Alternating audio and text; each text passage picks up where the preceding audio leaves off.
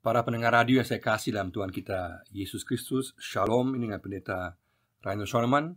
Pada saat ini kita akan merenungkan tema Teladan 4 wanita menghadapi kesulitan. Teladan 4 wanita menghadapi kesulitan. Kita akan sama-sama membaca dari Keluaran pasal 1 ayat 15 sampai 22 dan pasal 2 ayat 1 sampai 10. Saya ulangi, Keluaran 1 15 sampai 22 dan Keluaran 2 ayat 1 sampai 10. Bunyinya demikian. Raja Mesir juga memerintahkan kepada bidan-bidan yang menolong perempuan Ibrani, seorang bernama Sifra dan yang lain bernama Pua. Katanya, apabila kamu menolong perempuan Ibrani pada waktu bersalin, kamu harus memperhatikan waktu anak itu lahir. Jika anak laki-laki, kamu harus membunuhnya. Tetapi jika anak perempuan, bolehlah ia hidup. Tetapi bidan-bidan itu takut akan Allah dan tidak melakukan seperti yang dikatakan Raja Mesir kepada mereka dan membiarkan bayi-bayi itu hidup. Lalu Raja Mesir memanggil bidan-bidan itu dan bertanya kepada mereka, "Mengapakah kamu berbuat demikian, membiarkan hidup bayi-bayi itu?" Jawab bidan-bidan itu kepada Firaun, "Sebab perempuan Ibrani tidak sama dengan perempuan Mesir, melainkan mereka kuat. Sebelum bidan datang, mereka telah bersalin." Maka Allah berbuat baik kepada bidan-bidan itu. Bertambah banyaklah bangsa itu dan sangat berlipat ganda. Dan karena bidan-bidan itu takut akan Allah, maka ia membuat mereka berumah tangga. Lalu Firaun memberi perintah kepada seluruh rakyatnya, "Lemparkanlah segala anak laki-laki yang lahir bagi orang Ibrani ke dalam sungai Nil, tetapi segala anak perempuan biarkanlah hidup." Seorang laki-laki dari keluarga Lewi kawin dengan seorang perempuan Lewi. Lalu mengandunglah ia dan melahirkan seorang anak laki-laki. Ketika dilihatnya bahwa anak itu cantik, disembunyikannya 3 bulan lamanya. Tetapi ia tidak dapat menyembunyikannya lebih lama lagi. Sebab itu diambilnya sebuah peti pandan, dipakalnya dengan gala-gala dan ter, diletakkannya bayi itu di dalamnya, dan ditaruhnya peti itu di tengah-tengah teberau di tepi sungai Nil. Kakaknya perempuan berdiri di tempat yang agak jauh untuk melihat apakah yang akan terjadi dengan dia. Maka datanglah putri Firaun untuk mandi di sungai Nil, sedang dayang-dayangnya berjalan-jalan di tepi sungai Nil. Lalu terlihatlah olehnya peti yang di tengah-tengah teberau itu. Maka disuruhnya hambanya perempuan untuk mengambilnya. Ketika dibukanya, dilihatnya bayi itu dan tampaklah anak itu menangis. Sehingga belas kasihanlah ia kepadanya dan berkata, "Tentulah ini bayi orang Ibrani." Lalu bertanyalah kakak anak itu kepada putri Firaun, "Akan kupanggilkah bagi tuan putri seorang inang penyusu dari perempuan Ibrani untuk menyusukan bayi itu bagi tuan putri?" Saud putri Firaun kepadanya, "Baiklah." Lalu pergilah gadis itu memanggil ibu bayi itu. Maka berkatalah putri Firaun kepada ibu itu, "Bawalah bayi ini dan susukanlah dia bagiku, maka aku akan memberi upah kepadamu." Kemudian perempuan itu mengambil bayi itu dan menyusuinya. Ketika anak itu telah besar, dibawanyalah kepada putri Firaun, yang mengangkatnya menjadi anaknya dan menamainya Musa, sebab katanya, "Karena aku telah menariknya dari air." Tema kita, teladan 4 wanita menghadapi kesulitan. Kita semua mengenal Musa sebagai seorang pemimpin besar bangsa Israel. Tetapi di balik keberhasilan sukses daripada Musa yang dipimpin oleh Allah, ada beberapa wanita di sini digambarkan yang memiliki peranan yang sangat-sangat penting, sehingga akhirnya juga Musa berhasil. Sukses bukan datang dengan sendirinya. Sukses bukan datang tiba-tiba. Sukses kita, keberhasilan kita adalah karena tindakan Tuhan, karena karya Tuhan. Tapi juga seringkali melalui orang-orang lain yang mendorong kita, yang mendukung kita, yang membantu kita sehingga kita bisa berhasil. Dan juga jelas dari kepribadian kita sendiri yang berusaha untuk memberikan yang terbaik sehingga kita bisa berhasil. Di sini digambarkan bagaimana peran daripada 4 wanita di balik keberhasilan Musa yang dipakai oleh Tuhan secara luar biasa. Dapat dikatakan mereka adalah kekuatan wanita dalam tangan Tuhan menghadapi masa sulit. Saya ulangi, kekuatan wanita dalam tangan Tuhan menghadapi masa yang sulit. Kita bisa belajar bagaimana keempat kelompok wanita ini mereka menghadapi situasi yang sulit, sehingga mereka sungguh-sungguh bisa bersifat tidak menyerah. Mereka berjuang habis-habisan, mereka tidak mundur. Mereka menghadapinya meskipun ada bahaya yang besar yang mengancam mereka. Dan mereka sungguh-sungguh menunjukkan sikap teladan dalam menghadapi situasi yang sulit. Di sini juga digambarkan bahwa tidak ada peranan laki-laki, ayahnya. Amran sama sekali tidak disebutkan di sini. Hanya peran daripada 4 wanita yang sedemikian dominan dan begitu penting, sehingga Musa menjadi berhasil dan dipakai Tuhan secara luar biasa. Tentu Tuhan yang berdaulat, yang memegang kendali dalam perjalanan hidup dan penyelamatan Musa. Namun demikian, perempuan-perempuan ini dalam peristiwa ini memainkan peranan yang sangat penting yang dapat kita jadikan teladan bagi kita. Tiap-tiap pribadi atau tiap-tiap kelompok wanita di sini mewakili satu sikap dan satu tindakan. Ada sikap dan ada tindakan yang membentuk kesatuan, sehingga kita bisa lihat ada 4 teladan yang luar biasa yang dapat kita pelajari dari teks di sini. Yang sangat penting bahwa kita pahami di awal bahwa apapun keadaan kita perlu tahu bahwa Allah yang berdaulat, bahwa Allah yang memegang kendali, bahwa Allah yang tetap peduli dan tetap melihat situasi keadaan kita, dan Dia yang mengatur. Tetapi pada saat yang sama, kita sebagai manusia juga harus dan dipanggil untuk memiliki sikap teladan yang baik dalam menghadapi situasi yang sulit. Perempuan-perempuan di sini, para wanita di sini, menjadi contoh yang luar biasa sebagai kekuatan wanita dalam tangan Tuhan menghadapi masa yang sulit. Ada sikap dan ada tindakan yang mereka tunjukkan secara nyata. Yang pertama adalah sikap mengenal kehendak Allah dan taat. Mengenal kehendak Allah dan taat. Sikapnya mengenal kehendak Allah, takut akan Allah, dan tindakannya adalah taat kepada Allah. Kita lihat yaitu kedua bidan Sifra dan Pua ayat 15 sampai 22.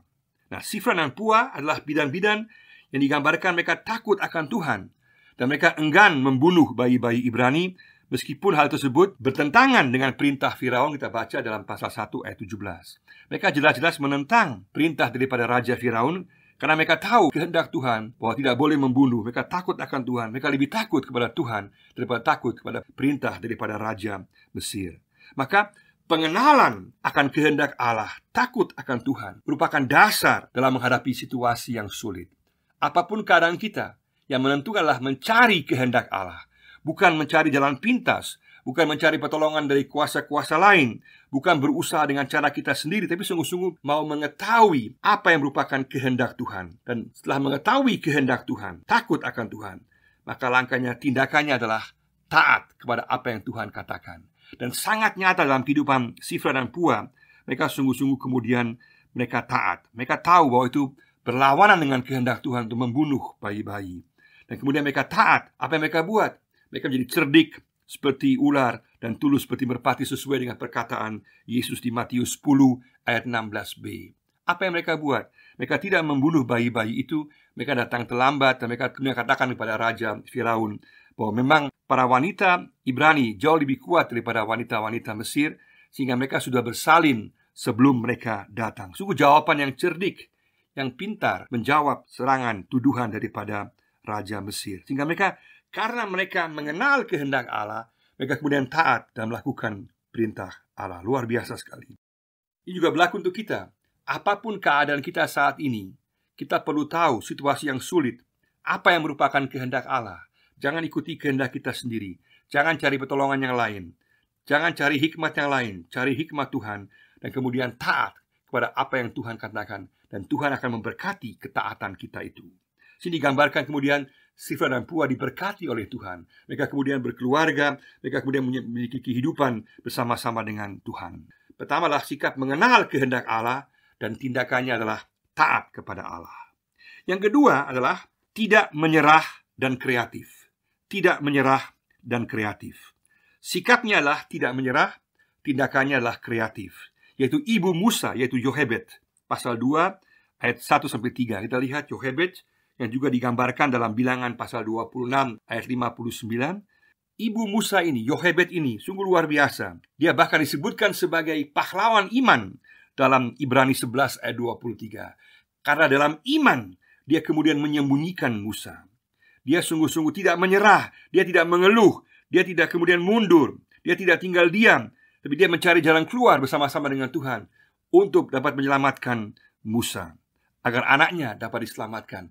Bahkan tidak disebutkan nama anaknya karena dia belum tahu apakah anaknya akan hidup, maka tidak diberikan nama kepada Musa. Luar biasa. Di sini kita lihat bahwa ibu Musa, yaitu Yochebed, mewakili sifat tidak menyerah, tidak mengeluh pada saat situasi sulit. Bukan menyerah, bukan mundur, bukan mengeluh, tapi sungguh-sungguh ada motivasi untuk mencari jalan keluar, untuk kreatif mencari solusi dalam situasi yang sulit. Dan ini juga sama berlaku untuk kita, bahwa kita dipanggil pada masa sekarang, pada saat kita menghadapi situasi yang sulit, tantangan yang sulit dalam kehidupan sehari-hari kita, dipanggil untuk sungguh-sungguh tidak menyerah, tidak mengeluh, tapi menyerahkan kepada Tuhan, sekaligus juga bersifat kreatif, mencari jawaban, untuk mencari solusi di tengah-tengah situasi yang sulit. Dia kemudian membuat peti pandan dan ingin menyelamatkan anaknya, dan dengan sengaja diarahkan di sungai Nil kepada putri Firaun dan dayang-dayang yang ada di sana. Dia kreatif. Dia tahu bahwa ada harapan bahwa anaknya mungkin akan diselamatkan oleh putri Firaun dan dayang-dayang yang ada di sana. Luar biasa sekali. Dan dia di sini mewakili sifat tidak menyerah dan kreatif. Tuhan mau supaya kita semua menjadi orang-orang yang tidak menyerah di tengah-tengah situasi yang sulit, tapi menyerahkan kepada Tuhan persoalan kita, sekaligus kita kreatif mencari solusi bersama-sama dengan Tuhan. Yang ketiga adalah peduli dan berani. Peduli dan berani. Sang kakak, yaitu Miriam, di pasal 2 ayat 4 dan 7. Miriam sang kakak di sini mewakili sikap yang peduli dan kemudian juga tindakan pemberani, yang memperhatikan apa yang terjadi dengan adiknya, supaya pada saat yang tepat dia dapat turun tangan. Dia kemudian juga berani bertemu dengan putri Firaun demi perawatan yang baik bagi adiknya, meskipun dia bertaruh nyawa. Maka dia memiliki sikap peduli dan juga dia berani. Dia bukan acuh tak acuh, tapi dia peduli, dan kemudian dia berani untuk melakukan sebuah tindakan untuk kebaikan adiknya. Dan bahkan dia kemudian mengusulkan pada putri Firaun supaya adiknya itu diasuh oleh ibunya sendiri. Luar biasa sekali. Dan sang kakak Miriam ini kemudian kita tahu menjadi seorang nabiah dalam perjanjian lama. Luar biasa sekali. Maka kita juga sama dipanggil pada saat kita hadapi kesulitan. Kita tidak boleh bersifat acuh tak acuh.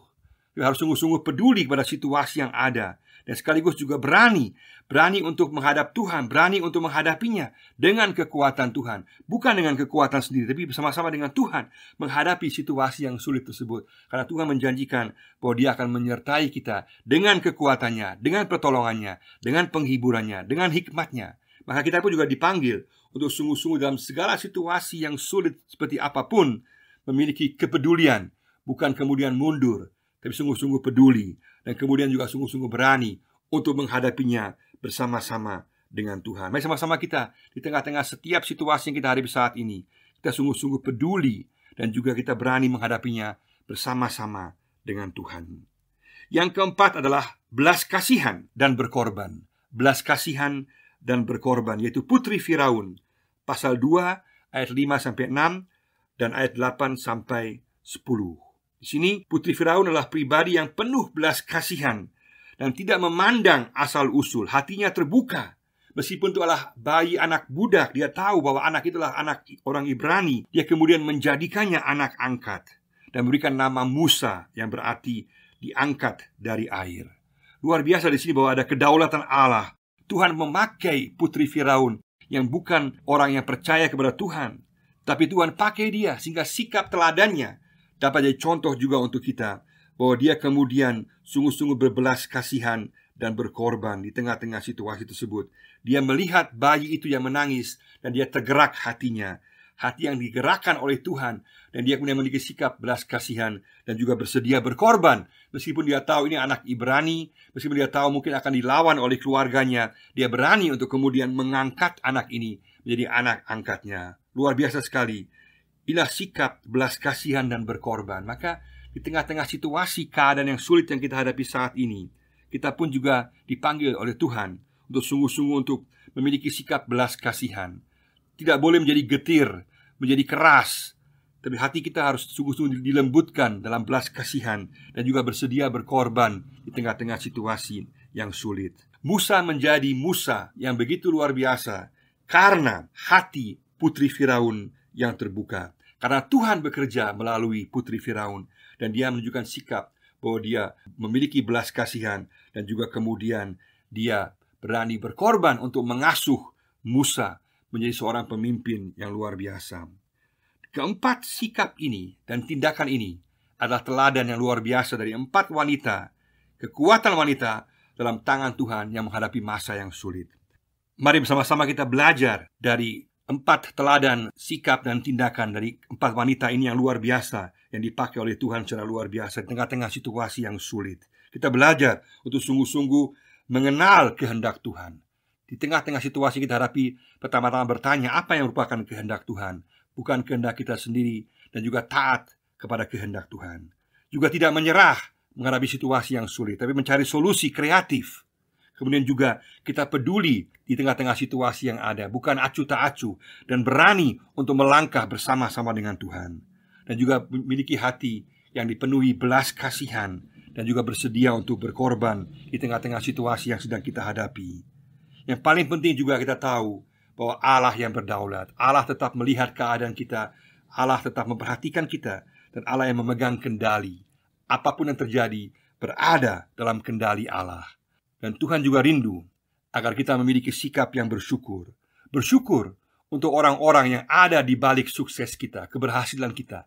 Kita jadi seperti kita ada saat ini, bukan hanya karena kita saja, karena Tuhan, dan juga karena orang-orang lain yang telah mendukung kita, mendorong kita, membuat kita berhasil. Mari sama-sama kita bersyukur untuk setiap pribadi, setiap orang, mama-mama kita, ibu-ibu kita, semua orang yang telah mendukung kita. Kita bersyukur atas pertolongan Tuhan melalui mereka. Dan sekaligus kita juga menghadapi situasi yang sulit dengan sungguh-sungguh mengenal kehendak Allah. Bertanya apa yang merupakan kehendak Allah di tengah situasi sulit ini.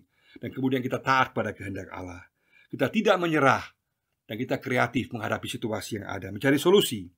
Dan kemudian kita peduli di tengah-tengah keadaan sulit, dan berani melangkah bersama dengan Tuhan. Dan juga kemudian memiliki hati yang belas kasihan, yang juga bersedia berkorban.